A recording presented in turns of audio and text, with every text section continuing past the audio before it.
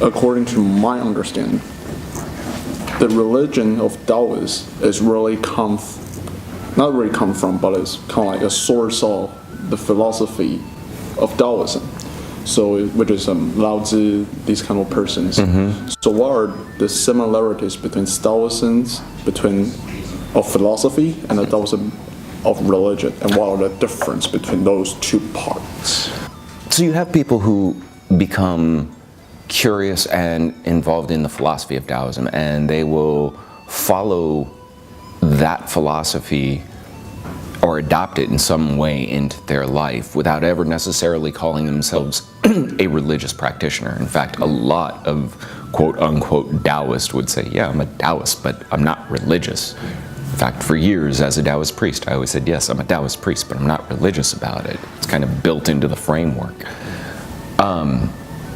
But the sort of turnover becomes when you do start to take it from a self-exploration process or a self-development process into a community-based process. Once you start doing that, then I think you've made that transition from philosophy into religion more, because then it's not just about you, it's about your community as well.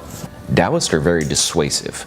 Most of the time a Taoist will tell you, no, you should really go try Confucianism. It's easier. The trope of, the Chinese students sitting in front of the master's front door for a year before they open the door and say, all right, you look like you're serious, come on in. That is not unreal. That's a very real thing, and it has its roots in this idea of this is hard. It takes a sensitivity that you have to culminate. It's not for everybody, so go play with Confucianism. Now get off my doorstep.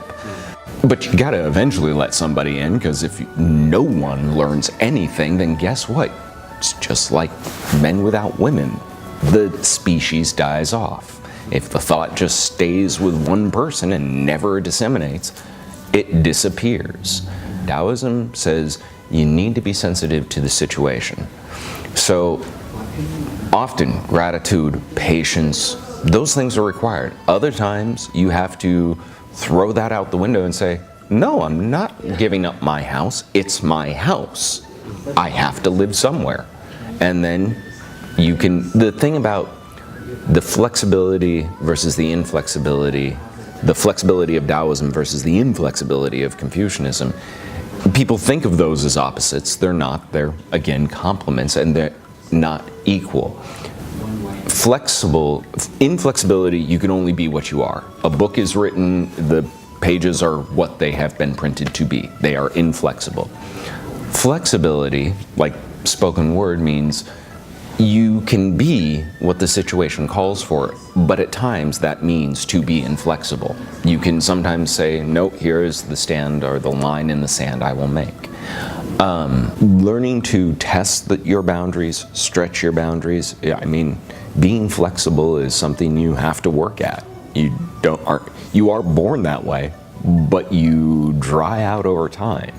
So you have to keep exercising it. You have to keep trying to expand those rigid boundaries. As a Taoist priest, or even if you're adopting there are three main things to be. One is, you could say, is humble or simple. The other is to be parsimonious. Don't overextend your reach. Don't try harder than you need to. Never use an ounce more than is required. And the last one doesn't translate real well, but I like the version, daring not to be first before the world. That's the idea of, you could say, humility, or a compassion is actually implied in there, because if you are daring not to be first, then you are willing to help someone else be first before the world.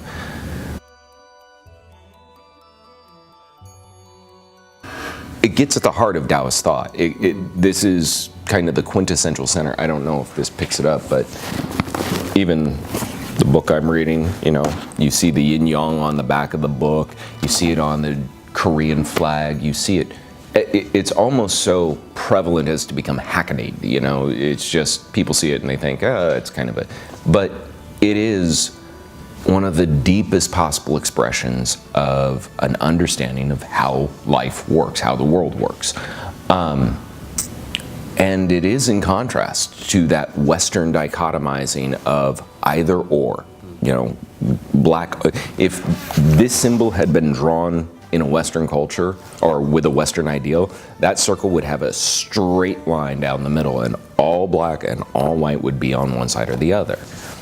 That comes from biblical characteristics and, you know, the whole Abrahamic tradition, but it's also there in like early Zoroastrianism, this idea that of verses. Yeah.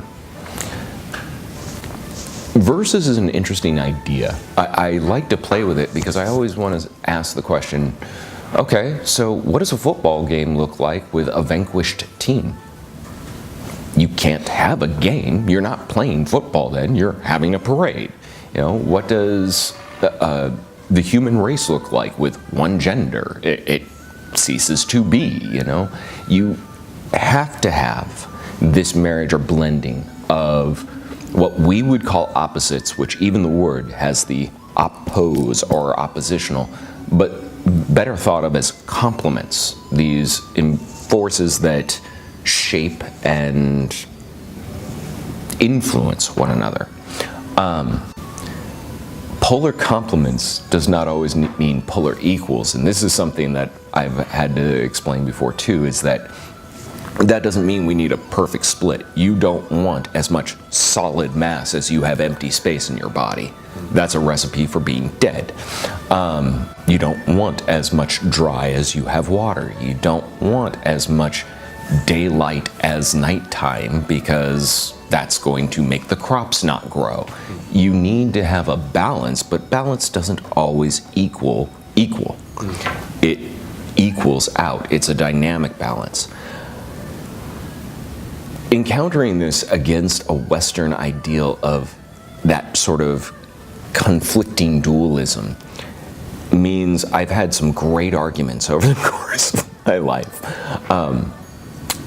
Because the one thing that this worldview allows you to do is then look for the balance, look for the shape, become sensitive to that little space in the paradox where yin will become yang or yang will become yin, where, you know, you have to remember this is temporary. It will change. That's the one universality of existence, is you can guarantee there will be a change. It does allow you to sometimes swallow your pride, swallow your ego, step away from the idea of I have to be all right or it's all wrong. There's only one or the other, and be able to say, okay, I can give a little more. I can give a little more. When I taught Chinese medicine and taught Taoist thought, I always went back to the epistemology or the etymology of the YinYang characters, the written character, the shady side of a hill, the sunny side of a hill, because it really, before this was drawn, that written character gave the connotation very well. If the sun's out, you know, there's going to be shadows. As the sun gets higher, the shadows get smaller, and as it goes down, the shadows get longer. But you're never going to get a shadowless event, and you're never actually going to have a completely black event. In fact, that's the idea, a little harder idea, but dig down deep enough, dig down long enough, even in the blackest of night, something luminescent's going to show up there. That a Taoist response to it would be, even if your one God is true, there has to be a playing field. There has to be a space for which it can exist, and that space has rules. And that space in which it can exist and in which it must create or adapt to those rules, that's what the Chinese call the Tao. It is this, it is not dissimilar to some of the qualities of Christian monotheistic ideas of God, but it's a little less personal and a little less anthropomorphized. It's not necessarily a conscious that says, oh, I feel like doing this or I feel like doing that. It's more constrained to an idea of, no, there's just simply rules to the way things must go. You know, a tree can only grow up, not down. You know, the sun can only move in the arc across the sky, not a zigzag pattern. These are fixed because of what we call natural law and what the Chinese would say, the Tao tensions between yin and yang dictate that things will just have to behave in a certain way, whether you like it or not, whether you want it to or not, and whether it means something to you or not. So with our project, we're focusing on what happens after death as well. Oh. Let me answer it first by saying the honest truth. I don't know. You don't either. Nobody else does. We have some guesses. There are some interesting ideas in Taoism about life after death and some interesting practices. Probably, if I ever wanted a funeral, it'd be a Taoist funeral because they have fun, which is a real criteria for me when I came to the religion. There is a phenomena, and you're from Taiwan, you've probably seen electric flower girls. They strippers who are hired for Taoist funerals because that's how you send somebody off. And that's both beautifully irreverent, but it also captures this idea that death, this is a final, sad, terrible thing. So here's the most lively, vivacious, frivolous thing we can do to balance it out. This is the most yin event we can think of in a person's life. So let's make the most yang counterpart to it possible available and make this more, you know, make the living process more worth it. You know, don't have everyone go dragging down with that person. There are precepts within the religion, not the Tao Te Ching, but necessarily the Su Wen by Huang Qi, the Yellow Emperor's classic of internal medicine. Basic questions, asks the question about life after death and what comprises a human. There's an idea that there isn't a soul. There are sort of these conglomerate parts that come together to form the you here and now. And the distinction between form, function, and qi are not there any more than the distinction between philosophy and religion. So when you read that text, they'll talk about the hu of the liver, and this is a form of what comprises what in the West we might term as a soul, or the yi of the spleen, which is another component, or the xian of the heart, which actually are the same word, but all these things come together to form what we think of as a human spirit or a human soul, and at death they disintegrate.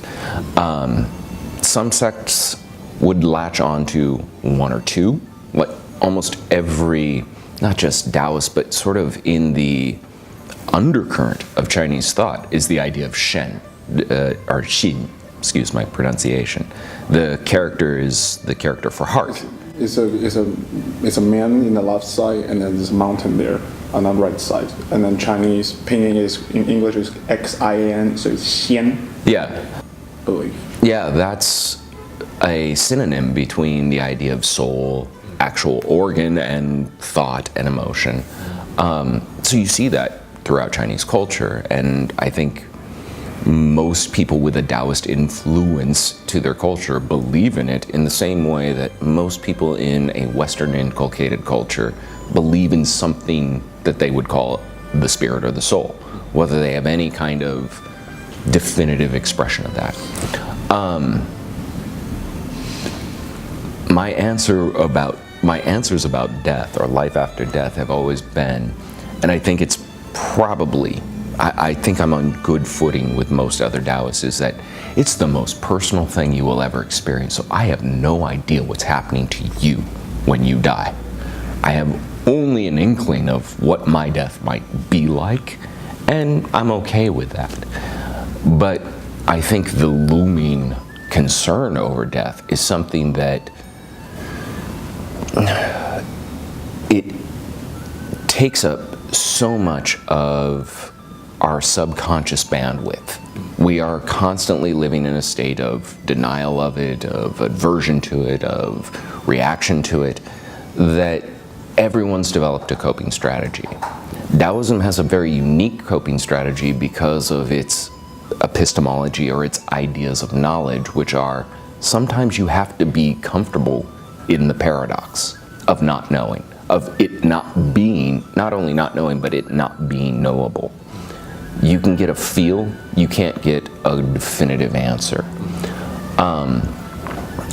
The orthodox texts that purport to give answers may help to give somebody a good feel of what they think they might be able to expect. But I don't think it's going to be like going to the DMV and you're going to have to go through this very specific sort of ritual of, the Tibetan Book of the Dead. Here are the 22 stages of how you can expect to die, stage by stage by stage. I mean, maybe for the Tibetan Buddhists, that's absolutely true, but I certainly hope my death isn't that bureaucratic, and I would hope most other people's wouldn't be either. If there's one thing that Taoism, I think, is really good for, it's giving you a margin of error. Being willing to say, I think, I'm 99% sure on this, but I'm giving myself a 1% margin of error because I may not be able to ever know. I may not have the faculties to even ask the right question. So I don't know if that answers it really well, because I cannot tell you what happens to you after death. Nobody really, many people can tell you, but they could also tell you that the moon is made out of blue cheese. Doesn't necessarily make them right. We have a very apocalyptic culture in the West where everything's coming to an end. The Chinese are like, it's ended a lot of times, and we're still here. It ends, it comes back. It ends, it comes back. That's just the ebb and flow. And being a Taoist, I'm not waiting for an end times. I'm just waiting for another end times. And something better will come after that, hopefully.